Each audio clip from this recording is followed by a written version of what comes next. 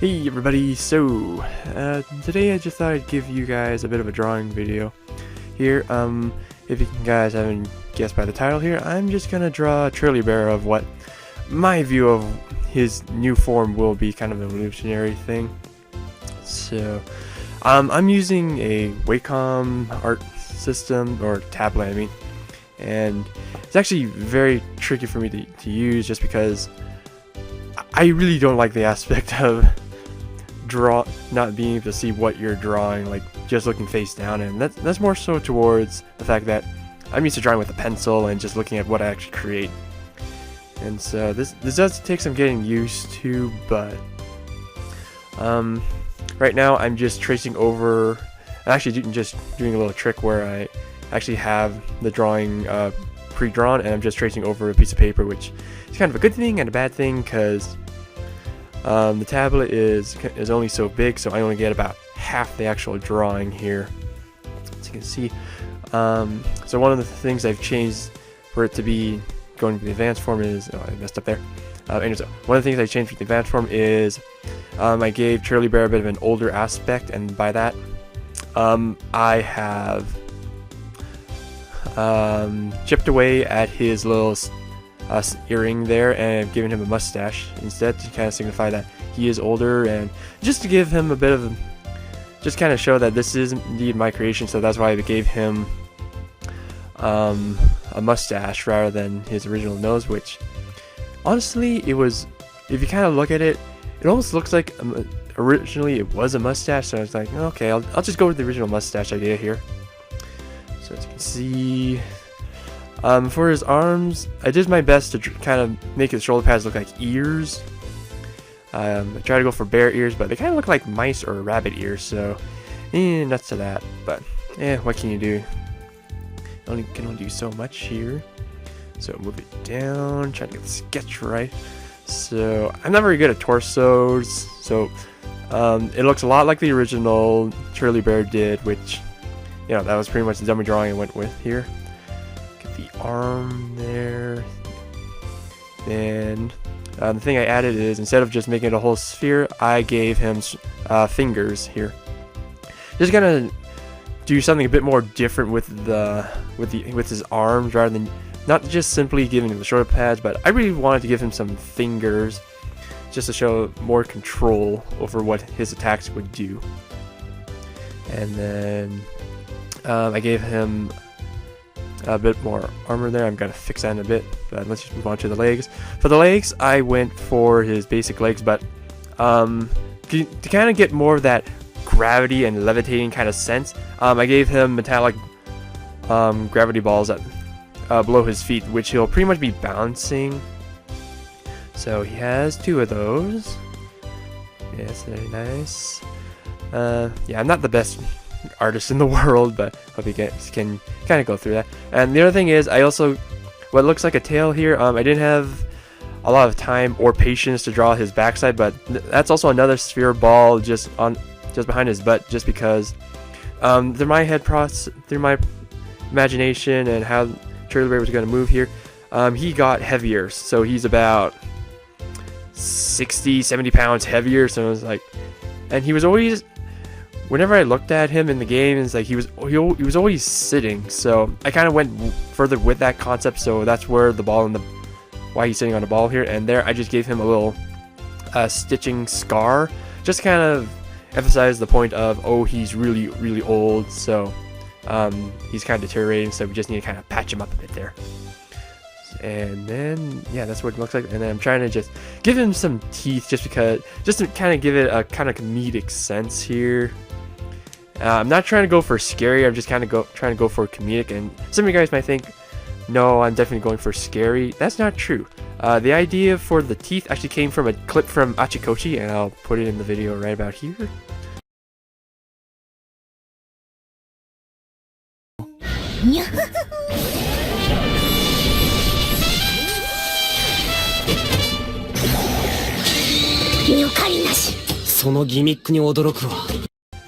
Yeah, it's not supposed to be anything scary, it's just supposed to be more comedic than anything. And here I'm just gonna start coloring.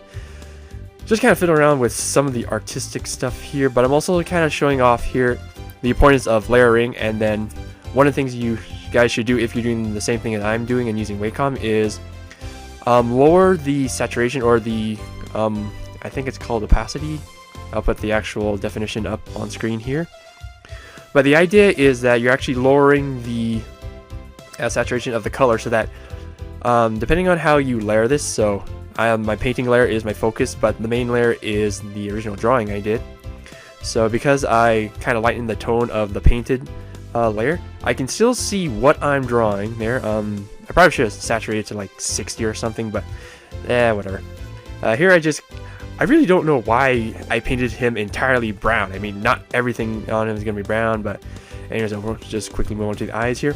One of the nice things that I like about Wacom here, that, you know, after fiddling around that I realized, is that because of different layers, I can go, and you guys can do this too, you can go over your outline layer without messing up the original layer like I originally thought. So what I mean is, if you just do a single layer, the black lines would get disrupted. So some of the eyes would get bigger or maybe out of place if they were to go over your original outlines that you made for your characters. But if you use the two layers, you can bypass that and not have to worry as much. You might have to erase or recolor a few areas, but that's to be expected. Just use a smaller brush. I prefer using ink tone just because it's just my favorite kind of shade, if you will, of what's happening. I originally did use paintbrush. Let's see, what am I trying? Alright, I'm just trying to color in the ears, and I'm just kind of showing you guys, you know, this just to show that the first layer is unaffected, and that's what the end product looked like. So now I'm just coloring in his little zipper part here. I don't remember when he had a zipper. I think he did on the front. Otherwise, I don't know how I got this creative with it. So I'm pretty sure he did have a zipper. And so I'm just coloring that, and then I'm going for a silver kind of color for all the other parts here, everything that's kind of connecting him.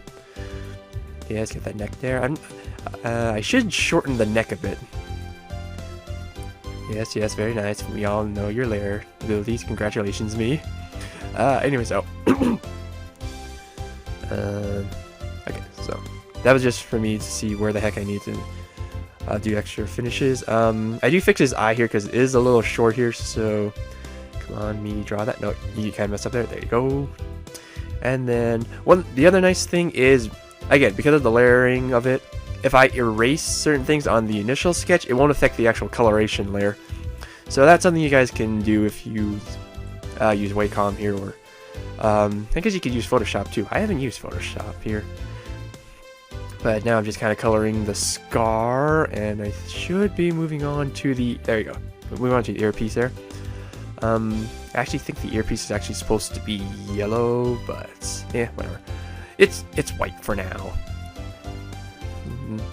I'm not gonna fret too much over what the actual colors should be, because the colors are easy enough to fix. I'm more worried about the design. Let's see, what am I trying to do here? Alright, I'm coloring the little dots up in his ears. I know it's really hard to tell, but originally I went for white and I was like, yeah, let's make it silver. Doing something kind of nice there. And yeah, got polka dot dots there. And then for some reason, I think I'm trying to get to a brownish color here, or a darker brown for the part that connects his ears. Where the heck is my mouse? So hard to see. Me, what are you doing past me? Are we taking a break? Oh no, we're still coloring the ears. Okay, yeah, so I did originally color them white, and I was like, I don't like that, I'm gonna color them silver. And then we're still in silver. There we go. So I'm just coloring his nose here in kind of a red nose there, and now I'm just going to, I don't know what you would call it, I guess the markings, if you will, on his head. So I'm giving it a kind of white-ish silver, more white than anything else, because again, I can't remember what the original colors were, so I'm just interpreting this as best as I can. And then I give him very nice white teeth, because that's what you need for this kind of design. You always gotta have white teeth. I don't know why his teeth are white, but yeah. Okay, next up, moving toward the feet. So you'll see a slight bit of... I'm gonna skip a bit here every now and then, but what's the first thing I'm trying to do here? Alright, I'm just trying to color this in. So my first choice was going for kind of a silver tone. I think it was slightly because I was lazy and I didn't want to color the whole thing yellow or whatever color I want. But again, out of future looking, I thought, better make that yellow. So instead of silver, I just changed the whole thing to yellow. And I think during this whole process, the felt pen ink, I don't know why the program does this, but I think it mixed in with the silver, so I got this kind of metallic yellow going on here, because I used the same color of yellow. It was a lot, and I put it on the other foot later on. It was a lot darker than what I saw, other than, or my eyes were just going, because I was staring at the screen for like 3 hours. This was not a fast process. This is going like 300 times faster, and I've cut a lot of stuff out. But anyways, coloring the little bolt sockets there. Note to self, do the larger parts of your characters first, like the rings of the foot, and then move on to the tiny little bolts. Because silly me, I actually colored in the bolts first, and then I moved on to his foot. But yeah, I'm just kind of painting his fingers there, or his the nail parts there. I should really color the fingers another color. I just kind of left them brown. I think I should add one more color there. But so now we're just moving on to what the oars will be. It's like the silver metallic thing. And then we move on to, where are you? Okay, yeah. Now we're just kind of coloring the joints. So we got the knees there, and then the thighs. Yeah, I'm really glad that my outlines are thicker than they really should be, because it makes certain mistakes invisible. There's get the arms there, and that's pretty much it. I think they're a darker shade. Oh yeah, and here I trying to be creative. It's like, maybe I'll use a darker shade of brown for the connecting sockets there. But again, because of the low saturation that this image is right now, I couldn't really see what I was doing, so I was like, screw it, I'll just go silver so that I can see exactly what I'm doing. So yeah, that's where they are there, and then I move over to what the armor plating will be. I should be posting the next 3 manga pages soon, and you will see that this original design was not on there. I just thought of it on the spot, because I thought, because again, it's not really adding anything to the character, but it's just I just really liked having that little bit extra something, so I just added extra plating there. So I gotta remember to draw that in the future and let Alex know. So yeah, I skip ahead of me just drawing the wrists, painting the wrists there. And then, yeah, I just color the foot. I think I skip ahead as well here, but basically, yeah.